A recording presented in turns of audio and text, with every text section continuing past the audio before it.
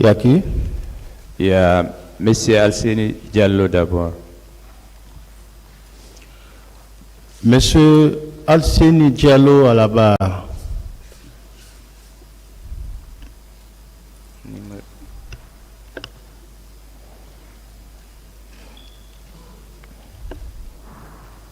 Monsieur le Président, si vous permettez, c'est le numéro 5 sur la liste pour que les confrères aussi sachent qui est en train de passer.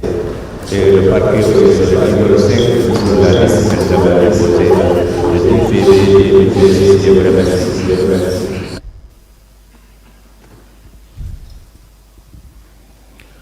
Monsieur Alseni, vous voulez parler dans quelle langue?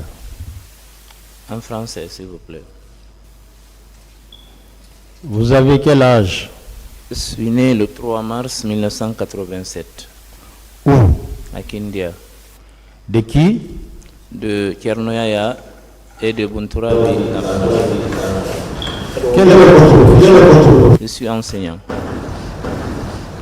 Vous êtes domicilié où? Je suis à CBA.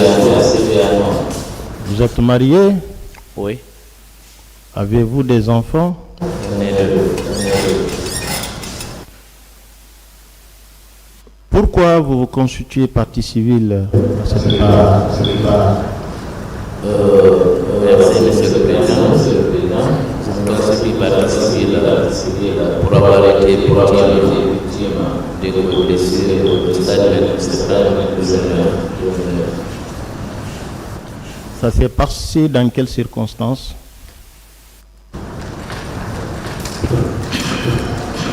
Merci, le Président. Permettez-moi de remercier d'abord le Tout-Puissant et de m'avoir donné cette chance de venir témoigner devant le secours aujourd'hui. Monsieur le Président, ce lundi 28 septembre 2009, ayant été informé de la manifestation organisée par les forces vives, et mes amis et moi avons pris le chemin, mes amis notamment Alseni Bari, Amadou Diallo, Amadou Bari, et pris le chemin pour se rendre au Carrefour. Et à mi-chemin, mes amis décidèrent de déjeuner. On a continué au Carrefour où on a trouvé mon ami Sanusi Bari et nous avons continué, nous avons décidé de marcher, arriver au Kangafaya et il y avait un dispositif militaire. On a continué, le même dispositif était à Bambedo. Au fur et à mesure qu'on marchait, la foule devenait nombreuse. On a marché jusqu'au niveau de la belle. J'ai perdu de vue les amis lesquels j'avais sorti. Maintenant, moi j'étais étouffé, vu que j'étais en jeûne, je gênais, je rappelle les 6 après que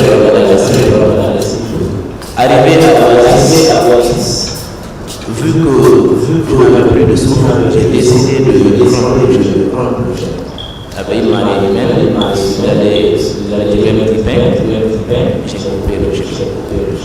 J'ai continué sur la terrasse, arrivé là, et nous avons été dispersés par les forces de l'ordre à coup de gaz lacrymogène. Moi, je suis venu vers la Pharma-Guinée. Quelques instants après, la foule est revenue avec des slogans, rouler. Puis on est entré. À peine, on est franchi le portail, il y a des petits qui ont suivi derrière nous. Soudain, je regarde, j'ai vu des gens. C'était surréel. Entre-temps, on a été coincé derrière un conteneur. nous avons été encerclés par 3 gendarmes, je crois, 3 gendarmes. Ils nous ont intimés sur le bouger. Mais vu qu'on était effrayés, moi j'ai bougé. Il y a une fille qui a bougé avant moi. À quelque part, elle a reçu une balle sur le pied. Dans la bousculade, je suis venu aussi tomber sur elle. Et 3 gendarmes, effectivement, ils m'ont soulevé, ils m'ont donné une protection. Jusqu'à présent, la cicatrice est là. Ils m'ont pris, ils m'ont donné des coups. Le dernier m'a pris par derrière, m'a dit imbécile, va. Il m'a donné un coup de pied. Ça, je parle de la première protestation.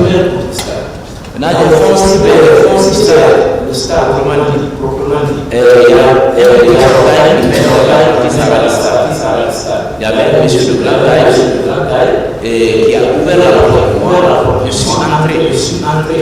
Quand je suis entré, à mon fort étonnement, j'ai vu des gens en civil, munis de poignards.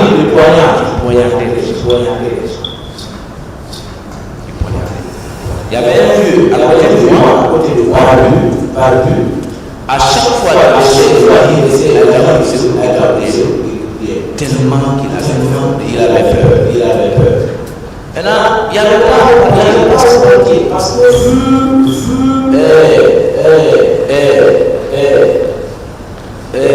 peur, surtout l'affluence de la foule, il n'y avait pas de chemin. Entre-temps, on s'est bousculé. Il y a une vieille entre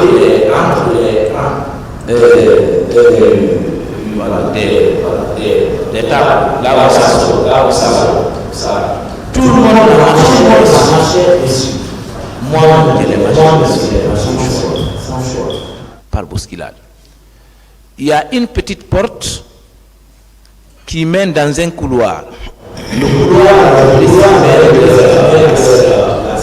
il y avait des militaires arrêtés à gauche. Ils avaient des ceintures, ils avaient des contrats. À chaque fois que toute personne qui sortait recevait. Quand je me suis retrouvé dans le couloir, j'ai vu de mes yeux des militaires très une fois nus. Et la des morceaux de planche. Dans le même endroit où nous étions, il y avait une marée humaine. Et là, il y a un premier groupe qui a essayé d'escalader, mais ils se sont retrouvés sous le toit d'une maison. Mais malheureusement, le toit s'est écroulé. Tout le monde s'est retrouvé là. Mais dans le il ne pouvait plus remonter. Nous nous sommes montés sur une branche, la branche là, c'est cassé, on est remonté.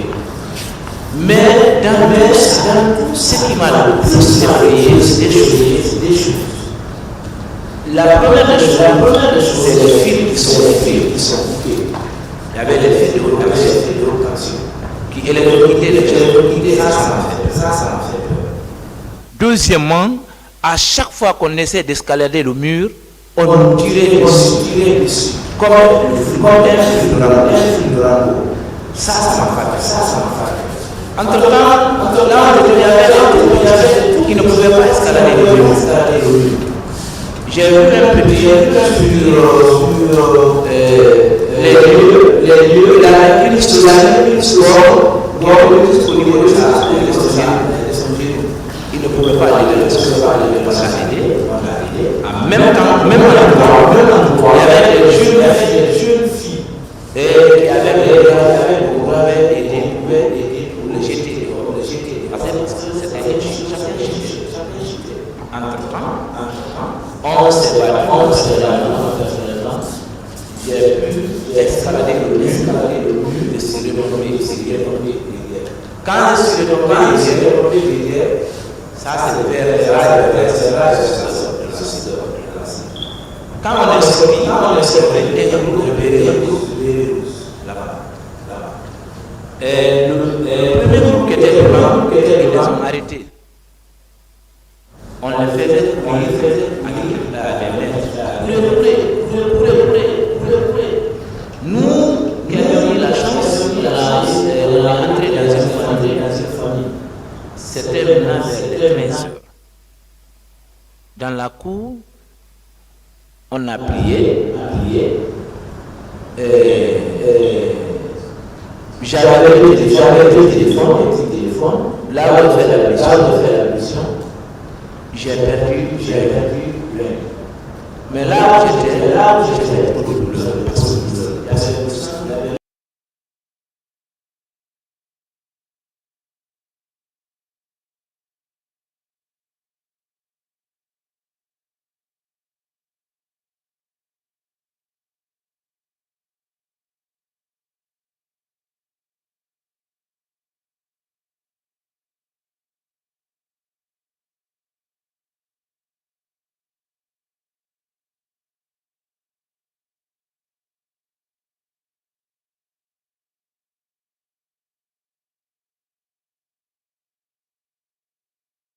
avec les soldiers, mais pour la plupart, ils partaient vers l'est.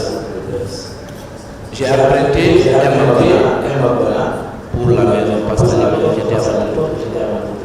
Et quand je suis entré dans le Mapana, les gens disaient, c'est petit pour eux, ceux qui sont partis au stade. Il fallait tous les tuer là-bas.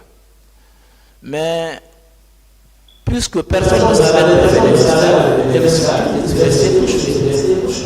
Moi, ce qui m'inquiétait, c'est qu'il n'avait rien de dans le front. Donc, là, c'est deuxièmement, mon petit frère n'est pas de je suis resté couché. Arrivé à la Camérie, j'ai perdu un peu à l'apprenti. On m'a dit qu'il ne prend pas. Il m'a grondé, etc. Finalement, il a pris, il m'a traité de manuel. Je suis parti. Arrivé au quartier, il y a une sœur, Amina Dabari, et elle s'est dit, est-ce que je viens du stade? Elle dit, pourquoi tu es parti du stade? Elle dit, on était parti, mais vraiment ça tournait vraiment. Elle m'a appelé. Quand elle a le sang sur mon Lacoste, elle a fondu. Elle s'est mise à pleurer. Comme ça, je suis arrivé à la maison. Arrivé à la maison, c'était des pleurs parce que je suis le dernier arrivé à la maison. Je suis arrivé, je pleurais. Mais arrivé à la maison, je ne parlais pas trop. Pour ne pas qu'on me dise. J'étais traumatisé parce que j'ai vu le stade. Donc, vouloir parler de cette j'ai vu au stade, préféré me taire. Donc, je suis resté là. Ça, c'était le mardi. J'ai un ami qui faisait le stade. Comme tu n'as pas encore un bilan, tu n'as pas tes soeurs, il faut aller.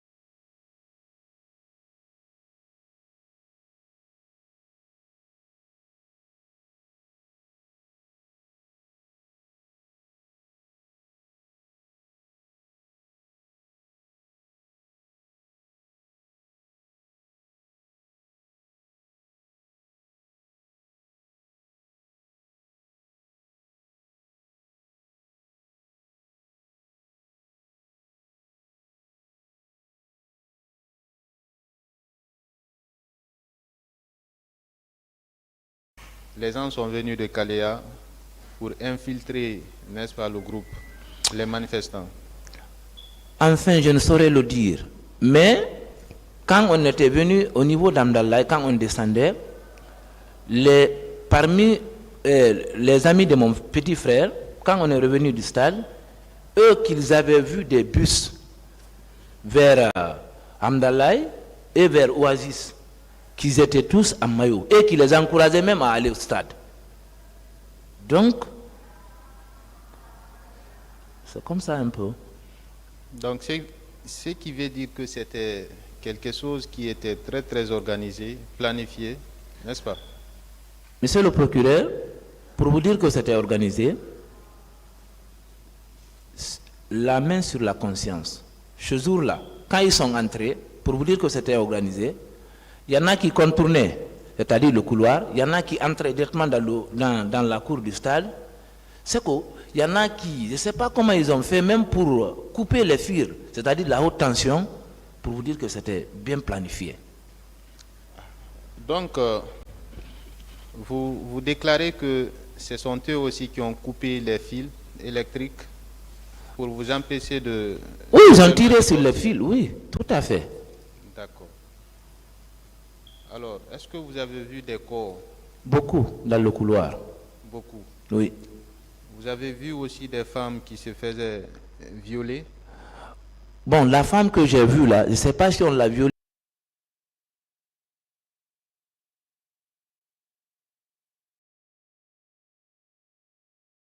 Déshabillée. Et ils ont juste, devant moi, ils ont enlevé le pas, ils l'ont dénudé, ils l'ont envoyé dans le couloir. Je ne sais pas s'ils l'ont violé ou pas, mais quand même j'ai vu ça de mes yeux. On la traînait? Oui. Vers un couloir? Oui. D'accord. Quand on est maître des lieux, Oui. est-ce qu'on ne peut pas se permettre aussi de faire des actes de viol sur les... Puisqu'on dit que dans la débandade, Oui. on ne peut pas imaginer qu'une personne puisse commettre des actes de viol. On le soutient souvent de l'autre côté. Est-ce que quand on est maître des lieux, on a la maîtrise de la situation, on ne peut pas se permettre aussi de Ils se permettaient de faire tout, ces eaux-là. Ils avaient la maîtrise de la situation face à des civils qui n'avaient que... Voilà. Est-ce que c'était une manifestation armée? C'était une manifestation pacifique. Est-ce que c'était nécessaire que les gens armés viennent là-bas? Pas du tout. On ne s'y attendait pas. Si on s'y attendait, moi personnellement, je ne serais pas allé. D'accord. Est-ce que vous pouvez faire un commentaire autour de l'inhumanité comment on appelle ça, des actes qui ont été commis ce jour? Et moi, en tant que d'abord civil et citoyen, j'ai été dépassé. J'ai fait un témoignage. Depuis 2009, j'ai écrit quelque chose de 72 pages pour vous dire que je suis témoin oculaire des faits. Ce qui s'est passé devant moi. Et moi, je me disais souvent, quand je mourrais, si je mourais ce jour, ça allait être quelque chose de... Parce que tout le monde était entré dans le stade. Moi, j'étais derrière. Les prières et autres là se sont passées derrière moi. Moi, je suis venu derrière. Quand j'ai vu les gens tomber, je n'y revenais pas. Donc, moi, je pense que les actes qui se sont perpétrés ce jour sont des actes inhumains, barbares et dégradants. Ça ne devait pas arriver. Malheureusement, c'est arrivé. Est-ce qu'en venant ici, votre motivation, c'est la réparation matérielle ou le rétablissement de la vérité? Oh, vous savez, la décision vient du tribunal. Mais moi, je demande à ce que justice soit rendue pour moi-même et toutes les victimes. Mais la décision revient au tribunal.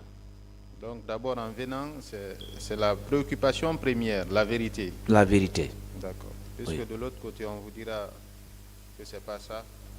Est-ce que c'est le matériel qui vous motive à venir ici? Non. Nous, on ne s'attendait même pas. D'accord. Non, pas du tout. Merci. Oui. Merci, Monsieur le Président.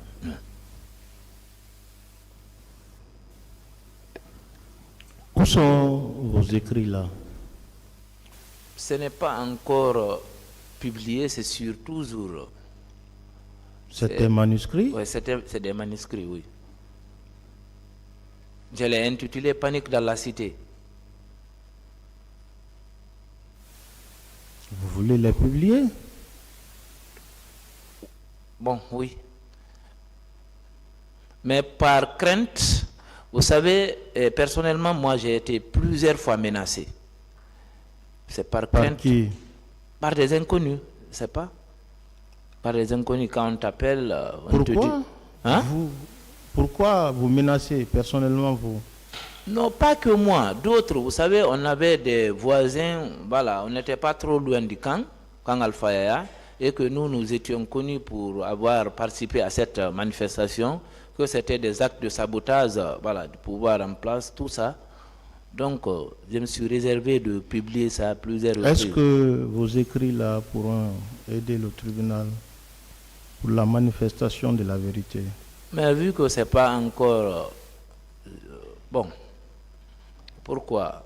Je m'étais confié à quelqu'un, il m'a dit de rester tranquille pour des raisons de sécurité, et c'est ce qu'il m'avait confié.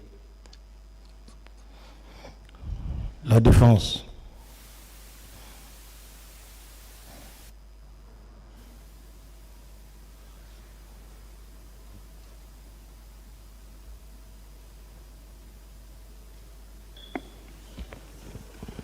Monsieur le Président, avant de poser mes questions, nous avons un problème avec le certificat médical numéro 6. Parce que l'entête n'apparaît pas. Si vous pouvez consulter le dossier, parce que c'est important pour nous.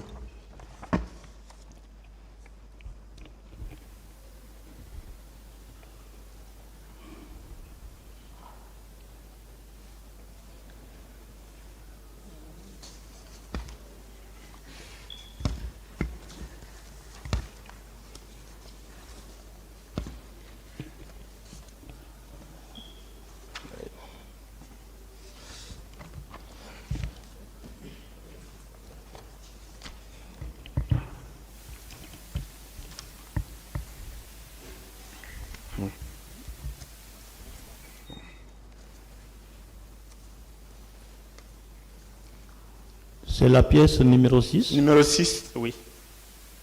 L'entête.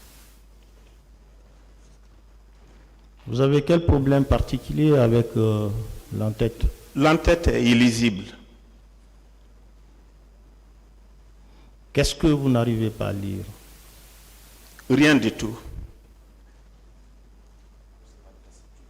Ça émane de quelle structure? Vous parlez de cette pièce-là?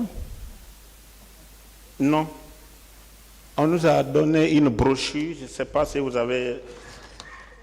Là où il y a les 66 parties civiles. La pièce de certificat médical... Vous parlez de cette brochure? Oui.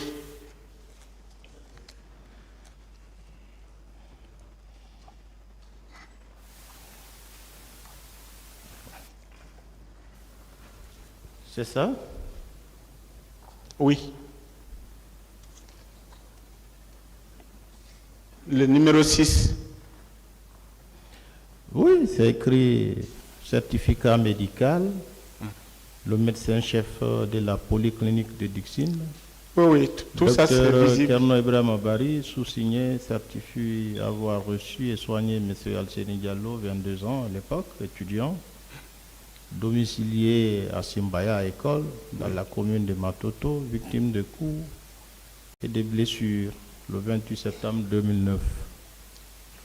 Il s'agit des blessures multiples, des contusions cervicales, lombalgiques. ITT 25 jours, sauf complications. Oui, c'est le contenu de l'acte, Monsieur le Président. Mais l'entête... L'entête est très importante pour nous. Oui, Si la partie civile- monsieur Diallo, vous avez la copie originale de ce certificat médical? Oui, je pourrais l'avoir, mais pas sur moi ici, n'est-ce pas? Oui, posez vos questions. Oui, Maître. au fait, il y a d'autres actes, d'autres certificats médicaux similaires pour lesquels quand même on peut lire les références, on voit Polytechnique de Dixine, agrément et puis les numéros de téléphone. Maintenant, si on peut, de l'autre côté, on peut s'accorder à dire que c'est la même en-tête, comme ça nous pouvons avancer sur nos questions. Avec votre permission, Monsieur le Président. C'est important pour nous. Posez vos questions.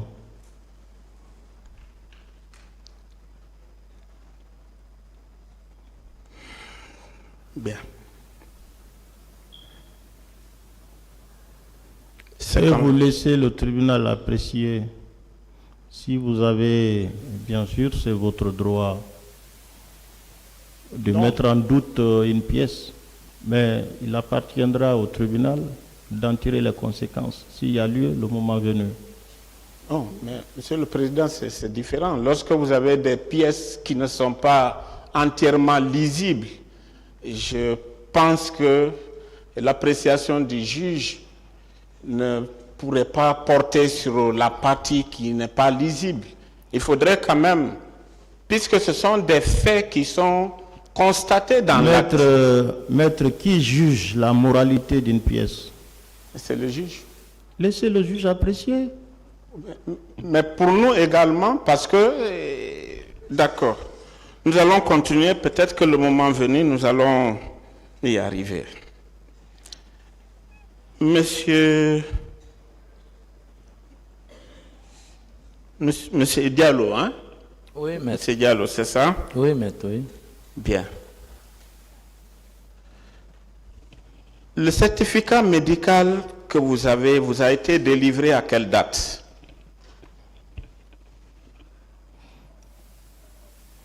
Parce que même la date de la délivrance n'est pas clairement sortie. Bon, je crois que c'était en fin octobre. Hein. C'était en tout cas en fin octobre. Si je ne me trompe, c'est le 29 octobre, je crois. 29 octobre. Je crois, oui. D'accord. On y reviendra toujours. Vous dites que vous avez été au stade, n'est-ce pas? Oui, maître. Est-ce que vous étiez dans l'enceinte du stade? Dans l'enceinte même? Oui, je vous ai dit, quand je suis arrivé, quand ils nous ont dispersés derrière la cour, on est entré. Moi, je suis entré dans la partie Sahara du stade. Moi, j'étais là-bas. C'est là-bas que j'ai trouvé les hommes qui poignardaient. J'étais là-bas. Bien. Dans l'enceinte, les gens poignardaient. Oui. Est-ce qu'au même moment, il y avait des tirs? Bien sûr, ça tirait partout, dans tous les sens. Bien. Nous sommes d'accord que ça tirait dans tous les sens. Alors, comment comprendre que des gens viennent se mêler à des manifestants pendant qu'ils sont là et qu'on tire sur eux? Est-ce qu'eux-mêmes qu'on dit être infiltrés ne seraient pas victimes de ces tirs? Maître, une précision importante. Oui. Voilà pourquoi je dis que ça a été bien orchestré. Premièrement, quand le premier groupe qui nous ont fait entrer, qui tirait derrière nous, ils ont contourné le stade. Le deuxième, ils ont foncé avec ceux-là. Bon, moi je sais, le deuxième, ils ont foncé, les bérets rouges là qui tiraient. Maintenant, quand je suis entré, les mêmes civils qui poignardaient, eux, ils étaient dans la partie stade du Sahara. Eux, ils étaient là-bas. C'est eux qui, voilà, ils poignardaient, mais dans les gazons et dans l'alentour et dans l'enceinte du stade, ça tirait dans tous les sens. Oui, mais justement, si ça tire dans tous les sens, même au niveau de Sahara, les tirs vont y aller. Si ça tire dans tous les sens, comme vous le dites. C'est-à-dire, on ne cible pas que c'est sur tel endroit qu'on va tirer, on tire dans tous les sens. Ça veut dire que n'importe qui se trouverait dans l'enceinte du stade pouvait être une victime potentielle. Est-ce qu'on peut être d'accord avec ça? Maître, s'il vous plaît, moi je pense, avec tout le respect que je vous dois, on est là pour la manifestation de la vérité. Et vous, et la partie civile, également la Cour, mais aussi moi qui suis là. Donc, aidez-nous, c'est-à-dire comprenez-moi. Moi je suis témoin oculaire des faits. Quand je vous dis les choses, je n'invente rien. Ce que j'ai vu, c'est ce que je raconte. Exactement. Pas plus, pas moins. Bien. Je voulais vous rectifier qu'en bon français, lorsque vous dites à quelqu'un, avec le respect que je vous dois, c'est déjà le début, le commencement du manquement du respect. Je retire. Je passe dessus. Maître Gégé, n'entretenez pas de polémique avec la partie civile. Ce n'est pas une polémique, Monsieur le Président. Je ne polémique pas. L'allure est déjà là. Posez des questions, s'il vous plaît. Je ne polémique pas, Monsieur le Président. Oui, mais l'allure, vous avez pris l'allure d'engager des polémiques. Je m'en excuse, Monsieur le Président. Posez des questions. Lorsqu'il y a des incohérences aussi, je suis obligé d'insister sur certains passages. C'est nous qui voulons comprendre. Et je voudrais préciser que vous n'êtes pas là en tant que témoin. Vous êtes là en tant que partie civile. Donc c'est votre parole contre la parole des accusés. Donc, ou de l'accusé, puisque nous avons affaire à un accusé. Je disais, puisque vous-même vous dites que ça tirait dans tous les sens au stade. Alors, étant donné que vous dites qu'il y avait un groupe qui était vers le Sahara, j'ai dit, est-ce que ce groupe ne pouvait pas aussi être une victime potentielle de ces tirs? Non, pas du tout. Vous savez, vu que vous n'étiez pas là, vous ne pouvez pas comprendre. Ceux qui avaient les poignards, c'est comme si c'était une tâche repartie, quoi. C'est ce que je vais vous dire. Ceux qui avaient les poignards étaient dans la partie Sahara. Le premier groupe a contourné dans le couloir. Le deuxième groupe qui tirait, ils sont partis sur la pelouse. Et là où la partie où les leaders étaient installés. C'est ce que je vous dis. Maintenant, dans toute la partie Sahara, c'est ceux-là qui étaient munis de poignards qui faisaient leur sale boulot. Donc nous pouvons être d'accord que ça ne tirait pas dans tous les sens. Ça tirait dans tous les sens. Je maintiens. D'accord, le tribunal l'appréciera. Vous avez dit également qu'ils ont coupé des fils. Oui. Est-ce que ces fils-là sont tombés dans l'enceinte du stade? Maître, heureusement ce jour qu'il n'y avait pas de pluie en ce moment. S'il pleuvait, les fils de haute tension auraient fait plus de dégâts que les tirs. Heureusement, c'est ce que je peux vous dire. Je veux savoir, est-ce que les fils sont tombés dans l'enceinte du stade? Oui, c'est ça que je vous dis. Même sur les murs, tous les murs c'était piégé, quoi. Demandez. Même les murs étaient piégés. Maître, vous voulez parler des câbles électriques? Effectivement, c'est ce qu'il dit.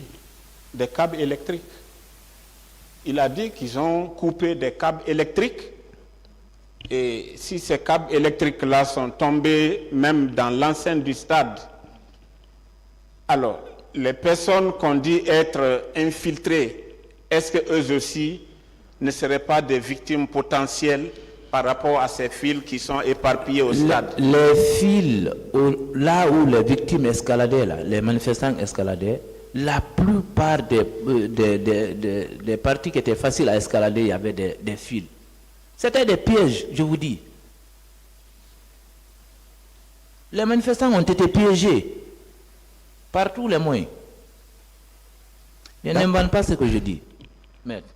D'accord. À quel moment vous êtes arrivé au stade? Je ne saurais le dire avec exactitude parce que, je vous dis, quand j'arrivais, j'étais étouffé, vu que j'étais en jeûne du 6e jour après le Ramadan, j'ai perdu la notion du temps. Mais comment se fait-il que vous partez au stade, vous êtes déjà étouffé, mais vous continuez quand même pour arriver au stade? Oui, quand j'ai coupé le jeûne à Oasis, je me suis retrouvé. Voilà, si vous vous êtes retrouvé, vous devez avoir la notion du temps. Malheureusement, j'avais oublié maître, franchement. Vous n'avez pas eu la notion du temps. Quand vous êtes arrivé, est-ce que vous avez trouvé que le stade était ouvert? Bien sûr. Tout le monde, le stade était plein. Je vous dis, moi, c'est le groupe de militaires là, qui tiraient, qui sont venus derrière nous en tirant, qui nous ont fait entrer. Moi, je n'étais même pas encore à l'intérieur du stade. C'est leur groupe là, les tirs qui nous ont fait entrer. Ils tiraient à bout portant ou bien ils tiraient par sommation? Comme ça, pas de sommation. Les gens tombaient comme des mouches. Vous savez, monsieur Alseni Diallo, au-delà de l'émotion ou de la gravité des faits, que nous tous pouvons avoir des faits du 28 septembre, il y a quand même certaines choses qu'on a du mal à justifier. Parce que vous faites dos. Des militaires sont derrière vous, en train, comme si c'était en rafale, en train de vous tirer dessus. Vous, quand même, avec tout ça, vous êtes parvenu à arriver au stade. Quel est ce miracle qui vous a permis d'être au stade pendant que vous faites dos à des militaires qui sont en train de vous tirer dessus? Ça, c'est pas ma force, ça c'est Dieu. Toute personne qui est sortie vivante du stade ce jour, il ne doit pas dire que c'est sa force, c'est Dieu. D'accord. Prenons la pièce 6 qui vous concerne sous réserve des remarques que nous aurons à faire lorsque nous aurons l'entête complète. Vous dites que vous avez reçu un coup au niveau du dos. D'abord, oui. Oui. Est-ce que c'est seulement là-bas que vous avez reçu le coup? Non, moi j'avais des égratignures, j'étais blessé un peu partout, j'avais des coups. Mais je dis, c'est les militaires, c'est les gendarmes qui m'ont tapé ici d'abord, quand ils m'ont pris. Oui, mais quel a été le coup le plus, c'est-à-dire le coup que vous avez retenu? Ce qui peut être le coup d'une certaine gravité. Maître, le coup là m'a retenu. Quand je sortais de la petite porte, les coups là m'ont retenu. Quand j'ai chuté du stade, ça m'a retenu. À quelle partie de votre corps, le coup, à quelle partie de votre corps a retenu votre attention ou s'est retenti en termes de douleur dans votre organisme? Je vous assure, quand je suis rentré à la maison, j'avais partout mal. J'avais le sang quand même a coulé par là, mais quand même j'avais mal un peu partout. Vous avez passé combien de temps de traitement? Bon, je crois que c'est 3 à 4 fois que je suis allé pour le pansement.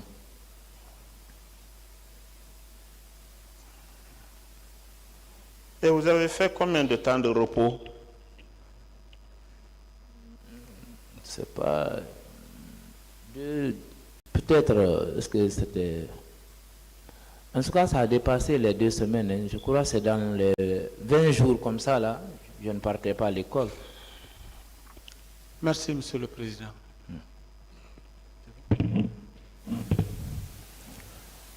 La partie civile.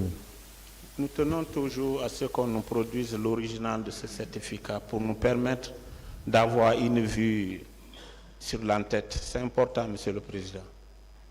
C'est votre droit. La partie civile. Merci, Monsieur le Président, de nous avoir donné la parole pour poser certaines questions à Monsieur Alseni Diallo. Monsieur Alseni Diallo. Oui, maître. Étiez-vous exactement dans l'enceinte du stade au moment des faits? Oui, j'étais au stade. De l'autre côté, on tente de faire croire qu'avec les tirs qui étaient de part et d'autre, que vous ne pouvez pas vous en sortir indemne. Alors que vous n'étiez pas la seule personne qui a pu être sauvée, je pense. Voilà pourquoi je dis toute personne qui est sortie ce jour, c'est grâce à Dieu. Grâce à Dieu. Oui. Bien.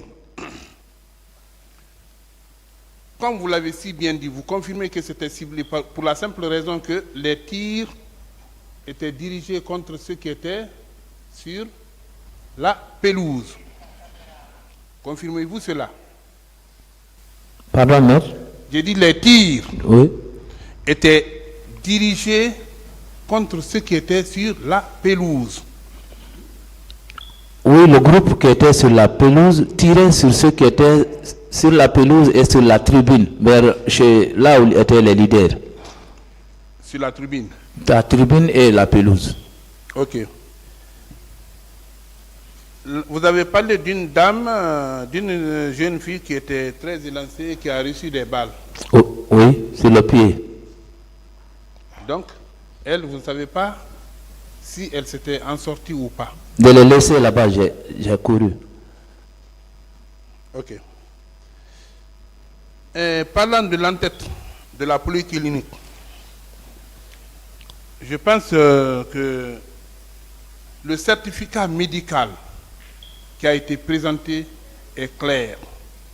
Le médecin signataire a son nom et la polyclinique aussi a son nom. Oui. Pour vous, l'entête n'a aucun sens quand même. Je ne vois pas de problème. Bien. Une dernière question. Les câbles électriques. Oui. Vous n'êtes pas la seule victime qui a parlé de ces câbles électriques. Ils ont eu à tirer sur les fils électriques qui sont tombés. Oui. On cherche à vous faire dire l'endroit exact où les fils sont tombés. Est-ce que vous, c'était votre préoccupation ce jour? Pas du tout. Je cherchais à sauver ma vie. Alors, vous ne pouvez pas dire que le fil est tombé par-ci, par-là, à quelques mètres de la tribune ou sur la pelouse. Oui. Donc, vous n'êtes pas la seule personne à en parler. Prenez courage. Je vous remercie. Merci, maître. Merci, Monsieur le Président. C'est fini? C'est fini. Je vous remercie, Monsieur le Président. J'avais quelques questions à M. Alcine. Oui. Monsieur Alcine Diallo, Oui, maître. on a essayé de vous discréditer concernant les civils qui poignardaient au stade. Oui. Justement, répondant, comment on appelle ça, se basant sur un de vos propos, Oui. que ça tirait dans tous les sens. Oui. N'est-ce pas? Oui. Alors, est-ce que les civils, justement, qui poignardaient, n'avaient pas une tenue spécifique qui les distinguait des manifestants? Justement, ils étaient habillés en maillot Chelsea qui les distinguait des autres. Très bien. Donc, dans ces conditions, si ceux qui sont là pour tuer les civils pouvaient distinguer entre ceux qui manifestent et ceux qui sont venus les porter main forte, oui ou non? Tout à fait. C'est pourquoi je dis que c'était bien organisé. Voilà. Donc, tirer dans tous les sens, cela ne signifie pas que c'était à l'aveugle, oui ou non? Pas du tout. Donc, Monsieur le Président, je voudrais continuer. Ensuite, il a été question de comment on appelle ça, concernant la polyclinique. Est-ce que c'est vous qui vous êtes délivré ce document? Non. Est-ce que depuis que vous avez fourni ce document, il y a eu une inscription de faux contre ce document? Non. Est-ce que vous savez que le document délivré par un médecin vaut jusqu'à preuve du contraire? Justement. Voilà, je vous remercie, Monsieur le Président.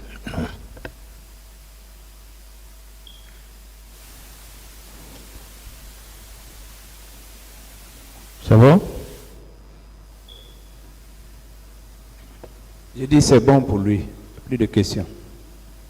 Monsieur Diallo, Oui. vous pouvez regagner votre place. Merci, Monsieur le Président.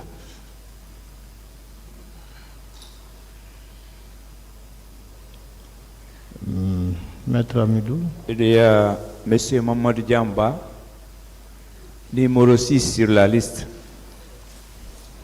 Monsieur Mamadou Djamba est là.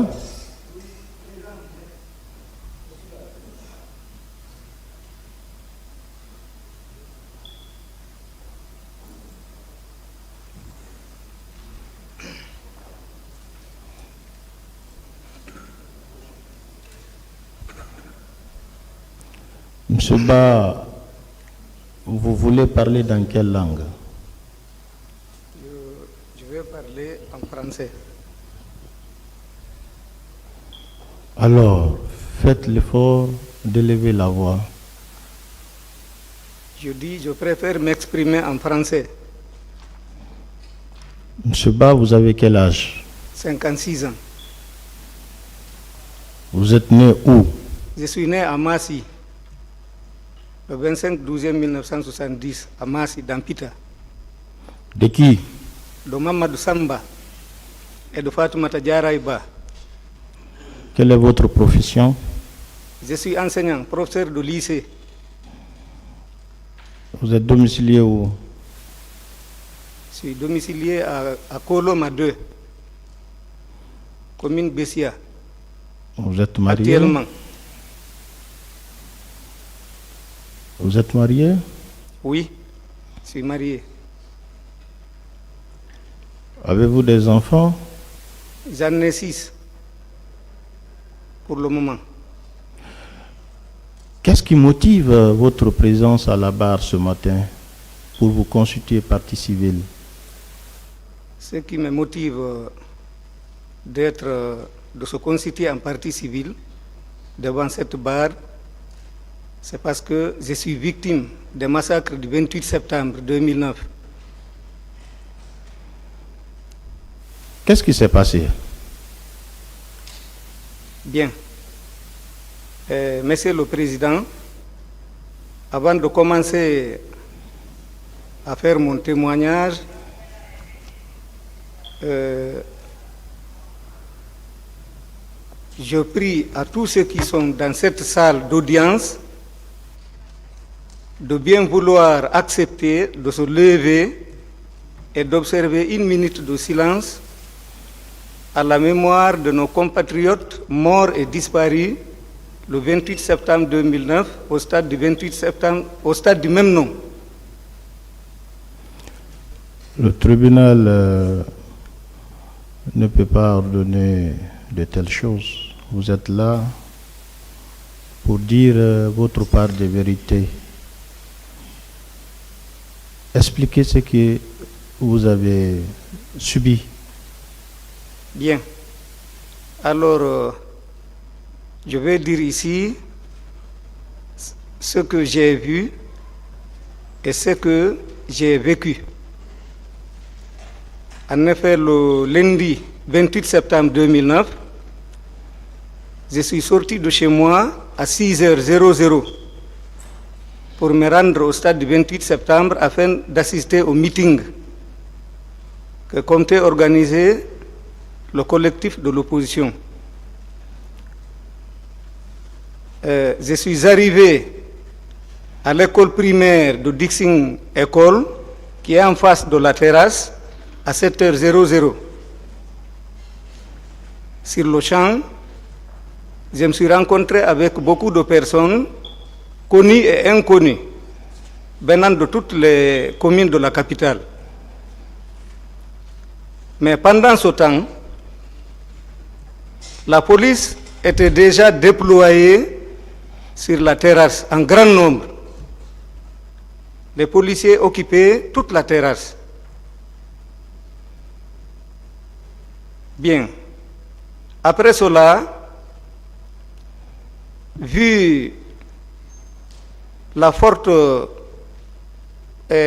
présence des personnes, c'est-à-dire des militants et de l'opposition, des militants et des sympathisants de l'opposition, qui ne cessaient d'augmenter, les policiers ont tiré des balles réelles. Je précise que parmi les policiers, il y en avait qui détenaient des fusils et d'autres détenaient des planches munies de pointes. Donc, ils ont tiré des balles réelles. Aux environs de 8 heures, colonel Moussa Tcheboro Kamara est venu avec son équipe dans des pick-up en disant aux gens de quitter immédiatement, que le meeting n'aura pas lieu, sinon ça va mal tourner. C'est ainsi qu'il y a eu altercation entre lui et un jeune colosse de teint noir qui portait un t-shirt blanc, une culotte de couleur kaki et une paire de chaussures Timberland. Alors, ce jeune ayant reçu une balle, il est tombé directement et il a rendu l'âme. Nous étions de l'autre côté de la terrasse. Et j'étais à la terrasse. Ils entouraient colonel Tchekboro avec son équipe. Maintenant, vers 9 heures, les leaders politiques sont venus en provenance de chez feu Jean-Marie Doré. Quand ils sont venus, nous sommes entrés ensemble au stade et nous sommes montés à la tribune. Dans l'intervalle de temps de 10h à 11h, pendant que la foule était en liesse, en chantant et en dansant, un projectile de gaz lacrymogène est tiré de l'extérieur du stade. Bon, il y avait un adulte qui était à côté de moi. Il a reçu ce projectile. Blessé, j'ai vu le sang couler. Quelques secondes après, on a vu les bérets rouges ouvrir le portail interne du stade. Ils tiraient dans toutes les directions. Et ils étaient accompagnés de personnes habillées en civil. Ces personnes-là étaient habillées en tenue, comme on dit certains, en tenue Chelsea. Et ils poignardaient les gens en débandade. Et ça tirait partout. Et pour me sauver, j'ai réussi à sortir avec d'autres personnes à travers le stade annexe. Le stade annexe était en chantier et on avait confié les travaux à Gicopress. Le chantier contenait beaucoup de trous de grand diamètre, mais plein d'eau. Donc il fallait faire attention, sauter ces trous-là pour pouvoir se sauver. Et on s'est dirigé vers la clôture en tôle. Il y avait une clôture en tôle à cause des travaux qui s'effectuaient à l'intérieur. Nous avons réussi à faire tomber cette clôture-là en tôle. Dès mon arrivée à la terrasse, 3 bérets rouges se sont précipités, ils m'ont attaqué. L'un m'a soutiré mon téléphone. J'avais un téléphone, un petit téléphone là qu'on appelait téléphone Motorola. Il m'a soutiré mon téléphone, tandis que le deuxième a pris mon transport. Bon, j'avais environ 75 000 francs que je gardais comme transport pour mon retour. Bien, maintenant le troisième, il a voulu casser ma mâchoire droite à l'aide du crochet de son fusil PMAK. Ils avaient tous les 3 des fusils PMAK. Mais c'est le troisième qui a cherché à me cogner au niveau de la mâchoire droite, que j'ai réussi à barrer par mon bras droit, mais malheureusement fracturé. Bon, après cela, je suis rentré, je suis allé voir un traumatologue praticien dans le quartier. Il a fait son travail, mais je ressentais toujours les douleurs. Bon, constatant la gravité de la fracture, je me suis rendu à l'OGDH pour me faire enregistrer. Arrivé à l'OGDH, après mon enregistrement, aussitôt on m'a orienté à l'hôpital Ignace-Dine pour la prise en charge sanitaire. Arrivé là-bas, ils ont fait la radio, ils ont confirmé la fracture au niveau de mon bras droit. Vous pouvez voir les photos.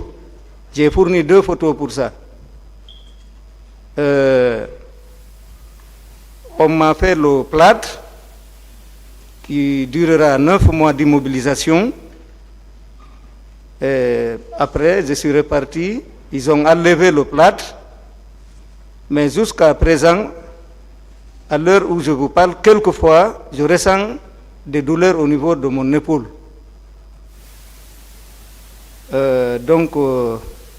Voilà grosso modo ce que j'ai vu le jour des massacres du 28 septembre 2009 et ce que j'ai vécu.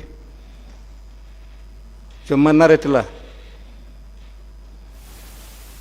Vous connaissez votre agresseur? Non, pas du tout. Il n'est pas bon de mentir. Il arborait quelle tenue? Pardon? Il arborait quelle tenue? Il portait quelle tenue? D'accord. Dans un premier temps, avant d'entrer au stade, je vous ai dit que c'est la police qui était déployée au niveau sur la terrasse. Je parle de celui qui vous a donné le coup. Non, c'est des bérets rouges. C'est des bérets rouges, maître, président, autant pour moi. C'est des bérets rouges. C'est avec les crosses de son fusil? Oui. C'est comme ça que j'ai barré. Pan. Mais je n'ai pas compris, je n'ai pas constaté la fracture immédiatement, à l'immédiat, à l'instant. C'est quand je suis rentré à la maison, au fur et à mesure, plus ça durait, la main avait même commencé à s'enfler. Vous avez des documents médicaux? Oui, j'en ai. J'ai les documents ici avec moi. Comme quoi? Bon, j'ai les 2 photos. J'ai un certificat médical, une ordonnance délivrée par, je crois, c'est docteur Kamara Daouda. C'est écrit sur le certificat médical.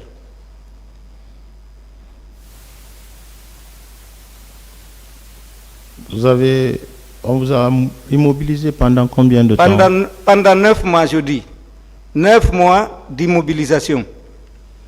C'est après cette période maintenant qu'ils ont enlevé le plâtre.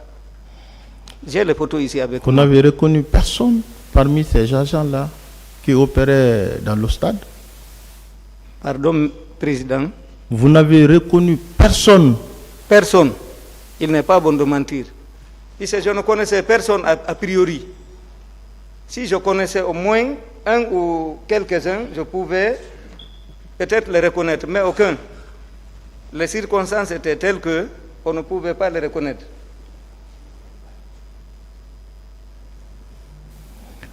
Le ministère public.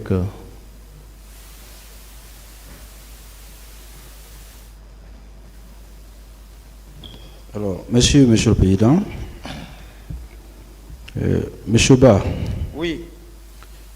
au nom de la société que nous représentons ici dans ce procès, nous exprimons notre profonde compassion face aux douleurs ou aux souffrances que vous avez endurées, Merci, ainsi maître. qu'aux nombreuses pertes en vie humaine.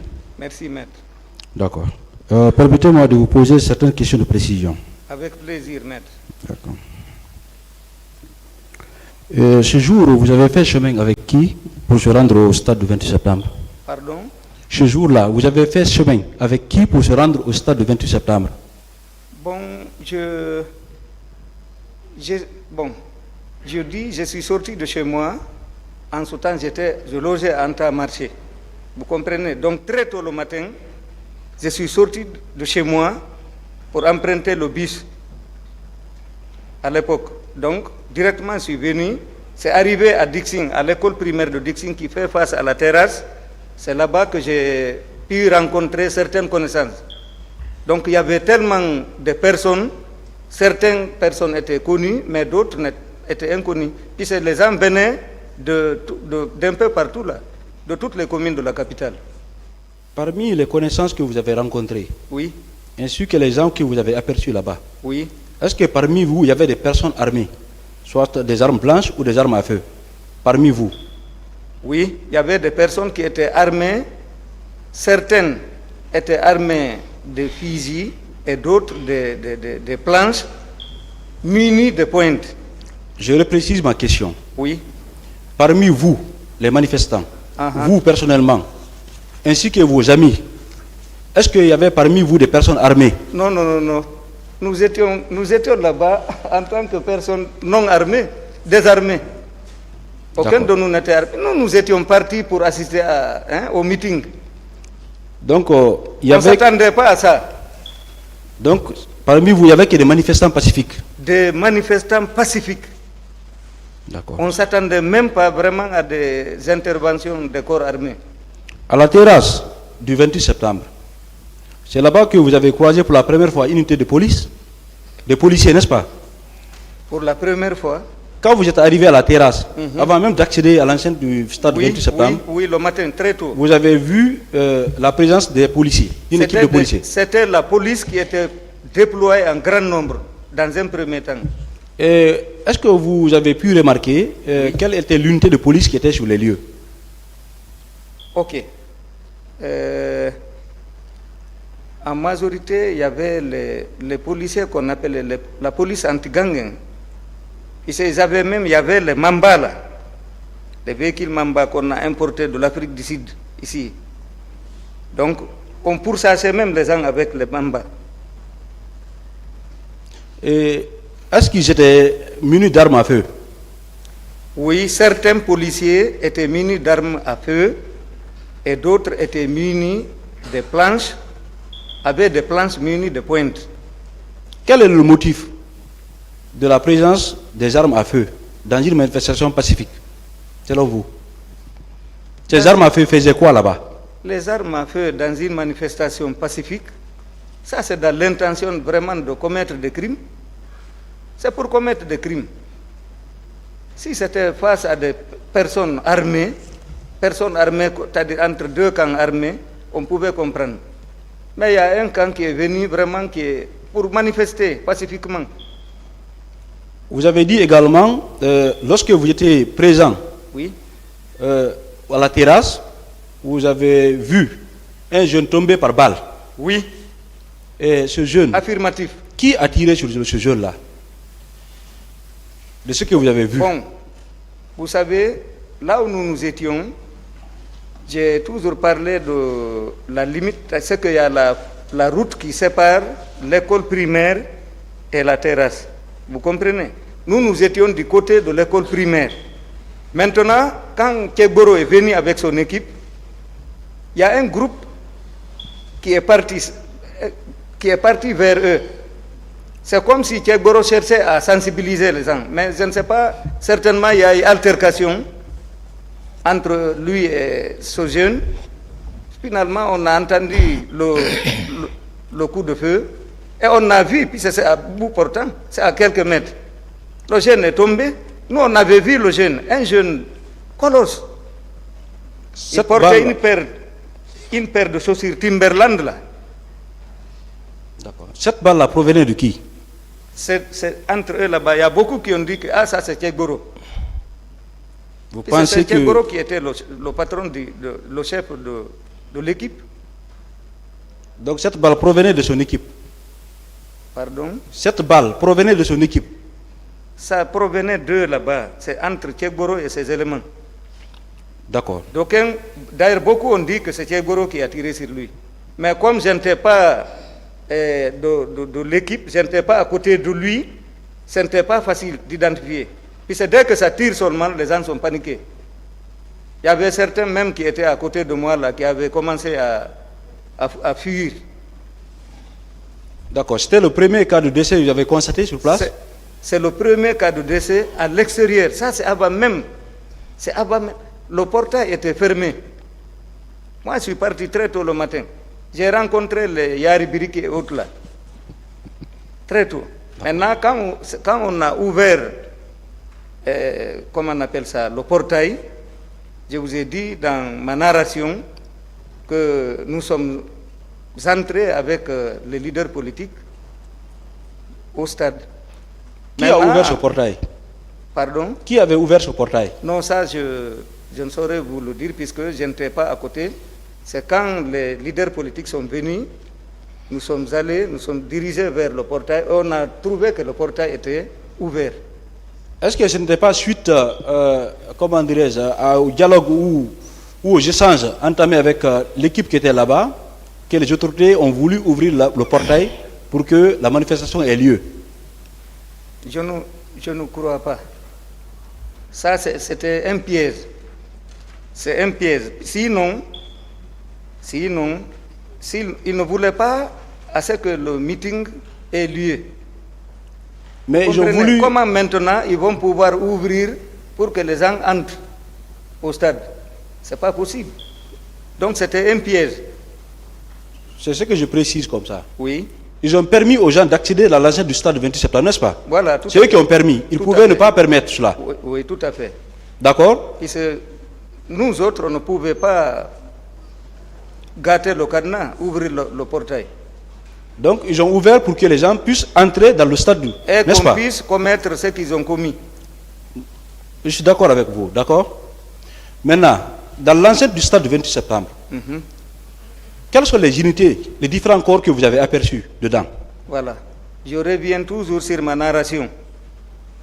Je vous ai dit que quand, dans un premier temps, le projectile de gaz lacrymogène a été tiré de l'extérieur, il y avait un monsieur là, un adulte, à côté de moi. Puis la foule était à liesse. Ça dansait, ça chantait sur la pelouse. On dirait que c'est quelqu'un qui m'a dit de quitter la tribune. Je suis descendu. Même pas une minute, le projectile là est venu toucher le monsieur. Ça l'a blessé, ça ne l'a pas tué sur le sang. Je ne l'ai pas vu tomber. Mais il était gravement blessé. J'ai vu le sang couler. En ce moment, c'était là. Paf, on voit, en quelques secondes seulement, on voit les bérets rouges sortir comme ça là. Chaque mini d'armes automatiques. Donc, ils se sont mis à tirer dans toutes les directions. Ah là, c'était la débandade. Chacun cherchait à se sauver.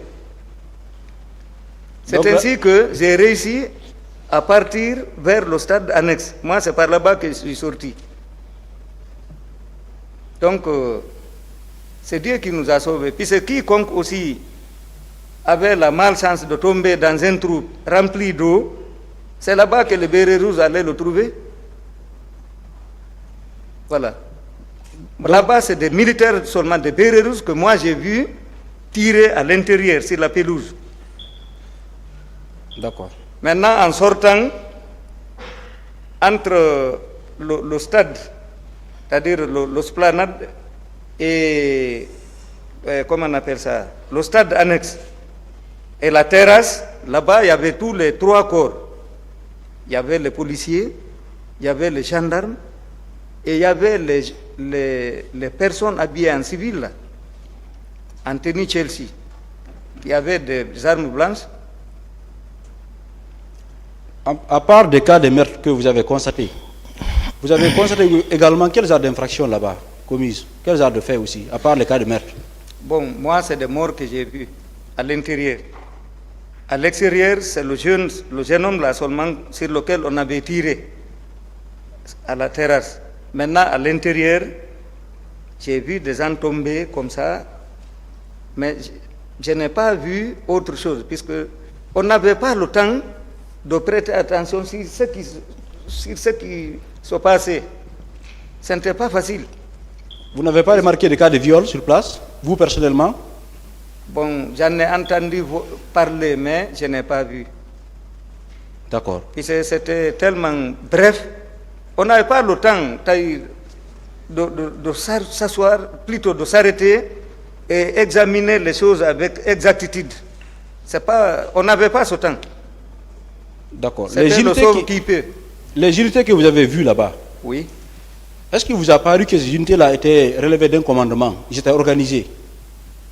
Oui, moi je me dis que ces unités-là étaient organisées. Vous savez... Ce n'étaient pas des agents isolés? Non. C'était des gens qui étaient venus, on dirait qu'ils étaient venus pour accomplir une mission bien déterminée. Parce qu'ils étaient venus au bord des engins ou des voitures ou des pick-up provenant de l'État, n'est-ce pas?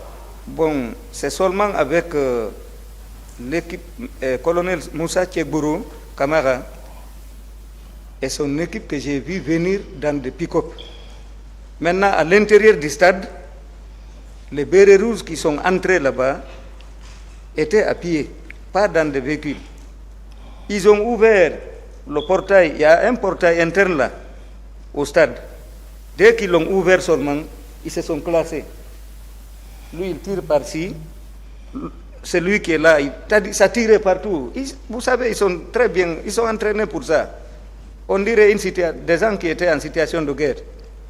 Les hommes en civil là, portant maillot Chelsea là, Oui. vous avez pu voir ou remarquer comment ils ont été transportés au stade?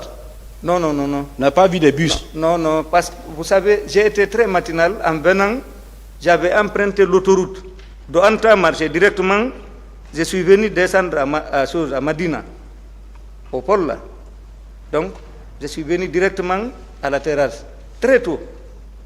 Est-ce que, selon l'organisation que vous avez vue ou constatée sur place, tout a été mis en place pour ne pas que quelqu'un sorte là-bas vivant, tranquille? La manière dont j'ai vu nos forces de défense et de sécurité d'alors là agir ce jour, vraiment ça, c'est seul Dieu qui a sauvé les gens. Hein. Parce que tous les passages étaient bloqués. Tout était bloqué. Il y avait certains qui cherchaient à escalader même le mur.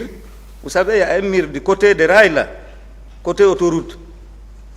Il y en a qui avaient réussi, mais d'autres avaient échoué. Puis il y avait une branche d'arbre là. C'est cette branche-là que les gens utilisaient. Bon, il y avait aussi certains qui montaient, ils descendaient leurs pieds comme ça là. Ils disaient aux gens de prendre le pied pour qu'ils puissent utiliser le pied et escalader. Mais finalement, dès que les militaires ont commencé là, à tirer, mais ça a stoppé. Avant le début des tirs, Oui. quel était le slogan des manifestants dans l'enceinte du stade 28 septembre? Bon, c'était de dire vive la démocratie, vive l'instauration de la démocratie, c'est à bas la dictature, des trucs comme ça. Donc c'était purement politique? Il y avait certains qui détenaient même des pancartes, c'était écrit sur ça. Il y avait même des photos, les photos de certains résistants, les Almami Samouri, Touré, les Alfaya, comme ça, sur la pelouse. Vous savez, la veille, il y avait eu une forte pluie. Donc sur la pelouse, tout était mouillé. Et vous, personnellement, Oui. qui vous a agressé? Non, je ne saurais le dire. Quelle est l'unité qui vous a agressé? Je ne connais personne. Quelle est l'unité qui vous a agressé? C'est les bérets rouges. Des bérets rouges? Des bérets rouges. Pas des policiers, c'est 3 bérets rouges. Sur quelle partie de votre corps vous avez subi des sévices? C'est au niveau de mon bras droit. Les photos en font foi. J'ai les 2 photos ici. Avec moi, je peux vous les montrer. À part ces coups, vous avez reçu aussi d'autres choses? Oui, mais que moi j'ai minimisé. C'est Dieu qui m'a sauvé. Parce que il cherchait encore à me terrasser, à me faire tomber. Mais malheureusement, à chaque fois qu'ils jettent leurs pieds là, je sautais. Est-ce que dans les conditions normales, ce qui s'est passé ce jour devrait se produire? Non, ça ne devrait pas se produire. Et nous sommes tous des frères, des parents, nous sommes tous des Guinéens. Comment on peut prendre son arme et braquer son arme contre un citoyen guinéen? Merci, Monsieur le Président. Merci, Monsieur le Président, honorable assesseur. Monsieur Ba, Oui, permettez-nous d'insister sur un point. Oui. C'est la présence de ces porteurs de maillots. Oui. Est-ce que leur nombre était important? Plus ou moins. Plus ou moins. Ah, plus ou moins. Ils avaient quel type d'armes? Des armes blanches, des couteaux, des couteaux et puis des machettes comme ça là. D'accord. Et ils étaient dans tous les compartiments du stade, en tout cas les lieux. En tout cas, ils travaillent avec les forces de défense et de sécurité d'alors. Ils étaient ensemble. C'est comme si ces personnes-là accompagnaient les militaires, les policiers et les gendarmes. Et ils se comprenaient. Et leur mission là-bas était commune. C'était de commettre des crimes, la façon dont les choses sont passées. Et vous les Ça avez nous a vus? étonnés. Vous les avez vus en train de poignarder des manifestants? Oui. Moi, ils ne m'ont pas poignardé, mais je les ai vus poignarder des gens. C'est tellement rapide, dans un mouvement chaotique là. C'est facile. Est-ce que c'était seulement des maillots Chelsea ou bien il y avait d'autres couleurs de maillots qu'ils portaient? Bon, en majorité des maillots Chelsea. Mais il y avait certains aussi qui portaient des culottes, on dirait kaki, de couleur kaki. D'accord. Et qui poignardaient aussi? Oui. Ils avaient la même mission. D'accord. Merci, Monsieur le Président. La défense. Merci, Monsieur le Président. Monsieur Ba. Oui, maître.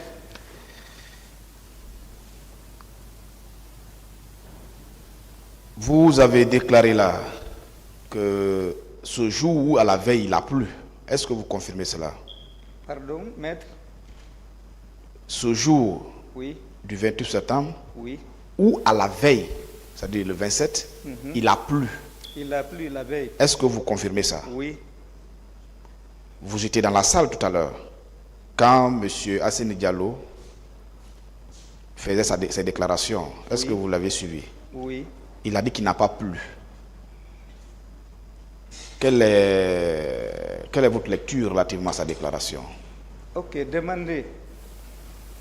Le jour du 28 septembre 2000... Soba, vous vous adressez au tribunal.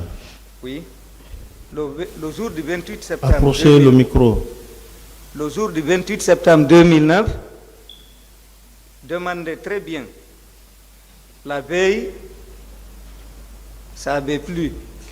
Et si tous ceux qui ont été à l'intérieur sur la pelouse savaient que la pelouse était un peu inondée.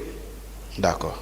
C'est cette pluie-là qui a rempli les trous dont je vous parle là, au stade annexe. Merci, monsieur Ba. Merci, monsieur Ba. Ça vient, vos déclarations, en tout cas cette réponse vient contredire monsieur Diallo relativement à la question sur les câbles électriques. Vous comprenez, voilà l'intérêt de ma question. On continue. Et vous avez également déclaré là qu'un jeune colosse avait reçu une balle devant le colonel Tiboro. Est-ce que vous confirmez cela? Affirmatif. Comment il était habillé, ce jeune?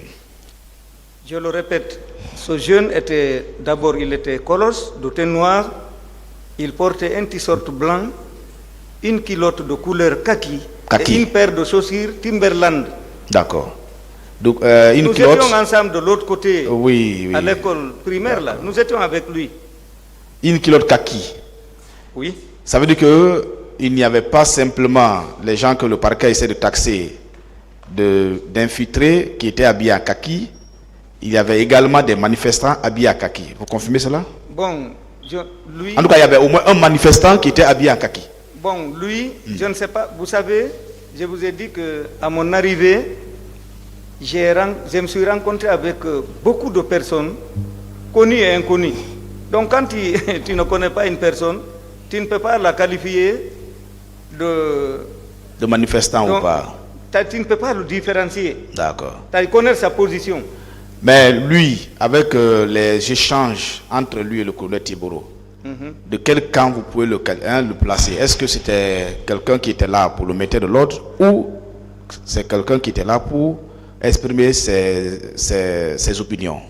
Bon, nous, on le qualifie de manifestant. De manifestant. Qui Il était habillé de notre côté là. On n'a pas vu être armé, rien.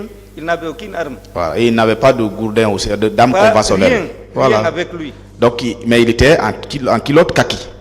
De couleur kaki. Kaki. Merci. Mais qui est différent des autres. Hein. D'accord. De toute façon, couleur kaki égale couleur kaki, Voilà. monsieur Iba. On va continuer, s'il vous plaît. Et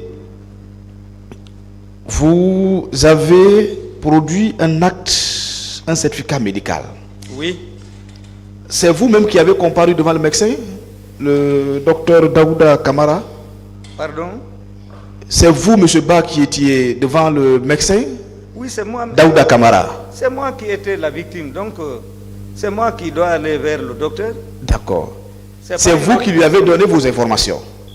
Pardon? C'est vous qui lui avez donné vos renseignements qui sont contenus ou qui sont indiqués dans le certificat médical. Non, vous savez, c'est-à-dire eux, ils ont leur façon de travailler. Non, par exemple, lorsqu'on vous demande votre nom et prénom, Voilà, c'est vous nom qui et donnez. prénom, tout ça, mais ils avaient fait la radio d'abord. L'AS, par exemple, c'est vous qui l'avez donné. Oui, D'accord. tous les renseignements. C'était à quelle Donc, date maintenant, vous vous rappelez du jour, de la date de l'année? La date de l'établissement de ce certificat ou la date de votre entretien ok, avec ce médecin? Je crois bien c'est le 21er mois 2010. 2010. À l'époque, c'est vous qui avez donné le numéro de téléphone qui est indiqué également. Oui. Vous confirmez cela? Oui. Est-ce que vous savez qu'en 2010, le numéro 628 n'existait pas? 628. Est-ce que vous savez qu'il n'existait pas encore à l'époque, en 2010? Maître, regardez très bien, vérifiez très bien, c'est 62. C'est 62. C'est pas 628. C'est 62, 88, 97, je crois 22. Ah, d'accord. Ça, c'est le premier numéro, orange. D'accord. Maintenant, le deuxième, c'est Areba. Je travaille avec lui là maintenant. Lui, il n'a pas changé. 664, 21, 97, 45. D'accord. Et nous étions le 20 janvier. Oui. Le 20 janvier 2010. Oui. Ça veut dire que ce centre ou cette clinique n'avait jamais reçu d'autres patients à part vous, parce que... Pardon, maître. Et je crois bien que c'est l'hôpital... Ignace Dine. C'est à Ignace Dine. Ignace Dine, voilà, Ignace Dine. C'est un grand centre, mais vous avez le numéro 001. Le numéro de l'enregistrement, c'est 001. Ah, c'est pas moi qui prescrit, c'est le médecin. Moi, je suis venu en tant que patient, victime, me présenter. Donc, le numéro là-bas, ça, c'est à l'air. C'est un CHU. C'est un grand centre Bon, qui peut même recevoir le 1er janvier un patient. Oui. C'est pas moi qui écris ça, c'est pas moi qui donne le numéro, qui attribue le numéro. C'est pourquoi j'ai demandé, est-ce que ce jour-là, c'est vous-même qui étiez devant lui, devant le médecin? Oui. Mais souffrant aussi, hein. Dans Oui, quel état? Je vois. D'accord.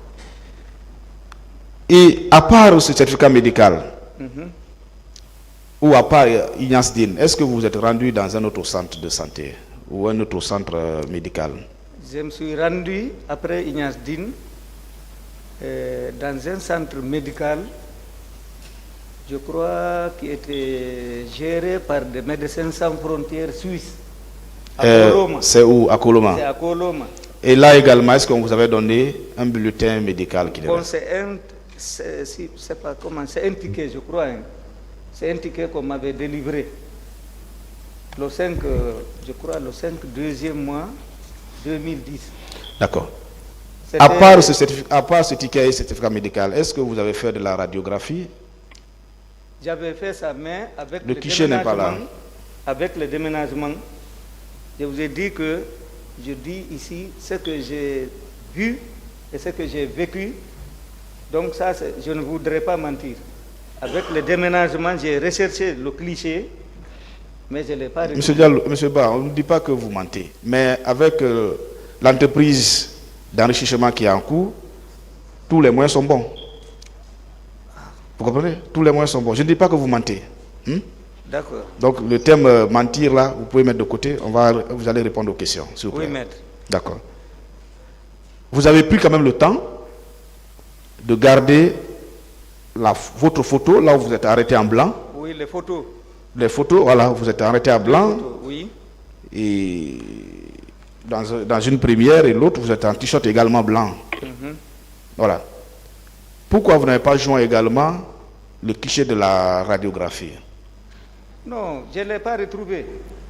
Mais vous avez retrouvé quand même la photo. Vous avez préféré Non, garder les photos, la photo. C'est plus facile. Et c'est les photos, je les garde dans mes documents. Parce que sur la photo, votre main n'est pas enflée. Parce que vous avez dit que votre main était enflée. Sur la photo, ce n'est pas enflé. Pardon, maître? Vous avez déclaré là que votre bras était enflé. Oui, bien sûr. Mais sur la photo, on ne comprend pas. Non, le bras était enflé, ça c'est avant le plâtre, avant la mise du plâtre. Est-ce que vous en place du plâtre? Maintenant, ça c'était avec le traduit praticien. Vous comprenez? C'est en ce moment quand le bras était enflé là. Et vu la gravité de la fracture, puis il y avait les douleurs et puis ça ne faisait que s'enfler. C'est en ce moment que je suis parti directement d'abord pour me faire arrêter à l'OGDH. De là-bas, c'est de là-bas qu'on m'a orienté à l'hôpital Ignace Dine. Vous comprenez? C'est à l'hôpital Ignace Dine qu'on m'a mis le plâtre, qu'on a plâtré le bras. D'accord. Voilà. Et vous avez également déclaré que quelque temps après, vous avez constaté, après le stade, vous avez constaté que votre bras vous faisait mal. Oui. Il s'est écoulé combien de temps là? Est-ce que c'était le même jour, le lendemain ou 2 jours après? Non, non, même maintenant, là, 2 fois, pas chaque fois, pas tout le temps. Mais il arrive des moments... Non, ce n'est pas ça ma question. Oui. Quand vous avez quitté le stade, en tout cas, si je suis fidèle à ma note, vous dites quand vous avez quitté le stade, vous êtes allé à la maison.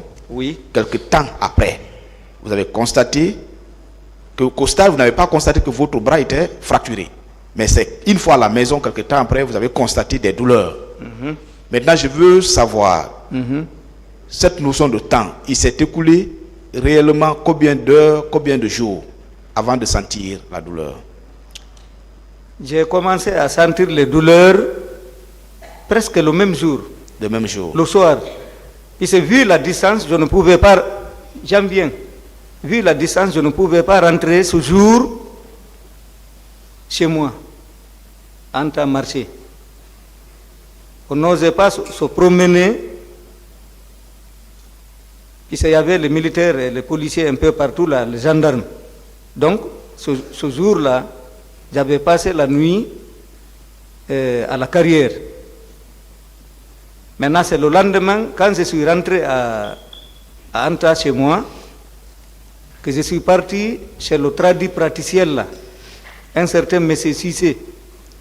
Le soir ou le lendemain. Il a mis le dispositif ici, mais je me suis dit que ça ne me... Je n'étais pas du tout... Je n'étais pas satisfait avec ça. Donc, il y a ça, je ne me suis pas arrêté. Donc, vouloir continuer avec les traduits praticiens, alors que je suis victime du stade, il faut que je sois recensé, enregistré. Qui vous avait dit qu'il y avait un enregistrement en cours? Non, c'est de là-bas. C'est de là-bas. C'est quand, après une semaine comme ça, je me suis renseigné. Il y a enregistrement. On est en train d'enregistrer les victimes à l'OGDH qui se trouve à Dixie, là, au pont, à Échangeur. C'était au temps de, je crois, de feu Dr Tchernomaj Dissou. Donc, une semaine après, vous êtes rendu à l'OGDH? Oui. D'accord. Et à l'époque, vous étiez logé où? J'étais logé en temps marché, je dis. À Anta-Marché. À Anta-Marché. Vous avez déménagé de là-bas quand? Ou bien vous êtes resté pendant combien de temps? Non, c'est presque la même année, hein. C'est en 2009. Puisque je suis allé là-bas en 2005. Donc j'ai déménagé pour venir à Koza, à Kankarefour. Mais vous savez, quand on n'est pas chez soi, on est obligé à chaque fois de déménager. Voilà, ça, c'est pas interdit. D'accord. Donc en 2010, vous étiez déjà à Koza, à Kankarefour, c'est ça? Oui. D'accord. Et c'est en 2010 également le certificat médical a été établi. Il se trouve que le certificat médical fait référence à un domicile qui serait à Tombolia et non à Anta ni à Koloma. Tombolia? Oui. Non, c'est Anta-Marché. Donc c'est ce qui est indiqué sur le certificat médical. Bon, c'est eux qui savent. Bon, puisque je ne connais pas la structure administrative du milieu. Donc, en tout cas, ce qui reste clair, moi, j'étais à Anta-Marché. Maintenant, s'ils écrivent là-bas Tombolia, peut-être Anta-Marché, relevé de Tombolia. C'est vous qui donnez les informations, M. Ba. Ah non, vous savez, quand on m'interroge, je dis Anta-Marché, ils écrivent Tombolia. Peut-être s'ils disaient au moins Dabompa, je pouvais contredire. Mais Tombolia et Anta-Marché, c'est presque... C'est deux quartiers différents. Vous le savez, c'est deux quartiers différents. À l'époque, maintenant là c'est devenu une commune, il n'y a pas de problème, mais à l'époque c'était des quartiers différents. M. Ba. D'accord, le tribunal pourra apprécier. Non, la structure, vous savez, ça peut Monsieur changer. Je vous remercie bien. Ça peut changer.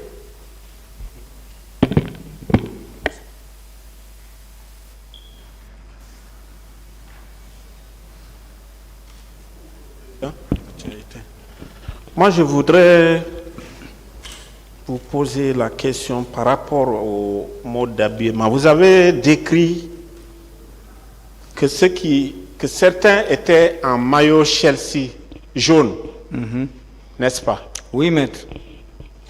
C'est ce qui me pose un peu de problème, parce que le maillot Chelsea qu'on connaît, c'est blanc, et c'est ce qui a toujours été dit. Vous maintenez que ceux-là que vous avez vus étaient en maillot Chelsea jaune? Oui. D'accord. Ça veut dire qu'il y avait un groupe en maillot Chelsea jaune, un autre groupe en maillot Chelsea blanc. Non, moi je n'ai pas parlé de maillot Chelsea blanc. D'accord, vous avez vu le jaune. Parce que chacun fait le récit selon sa façon, quoi. Oui. D'accord, ok. Je voulais savoir où vous étiez lors du premier procès. Ok, j'étais là. J'étais là. Est-ce que vous avez été interrogé par un juge d'instruction? Non. Non. Pas du tout. Vous n'êtes pas non plus passé. Je n'ai pas eu cette opportunité. D'accord. Mais pendant ce temps, vous étiez déjà déclaré au niveau de ces groupes de partis civils, n'est-ce pas? Oui. C'était avec ces mêmes avocats, non? Ces mêmes conseils? Ou bien vous aviez d'autres conseils?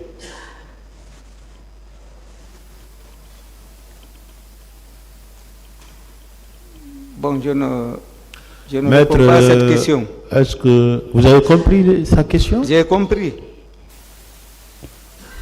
J'ai compris. Répondez alors si vous avez compris.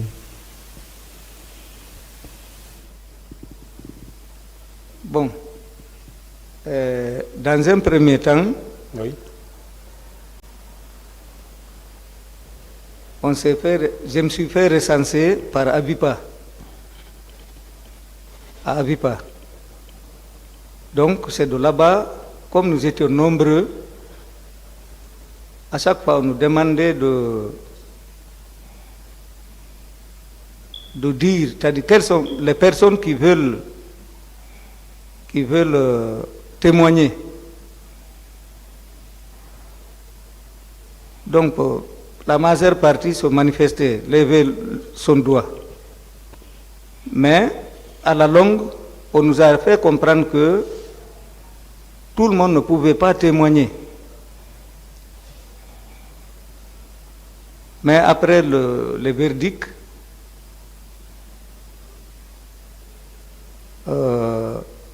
ceux qui vont témoigner et ceux qui ne vont pas témoigner seront tous considérés après le jugement. Bon, c'est pas vous êtes spécialiste, peut-être même si c'est pas tout le monde qui va témoigner, vous avez une façon de trier, de connaître réellement ceux qui sont victimes ou pas. Donc on s'est en tenu à ça, mais à mon fort étonnement, après la tombée du décret,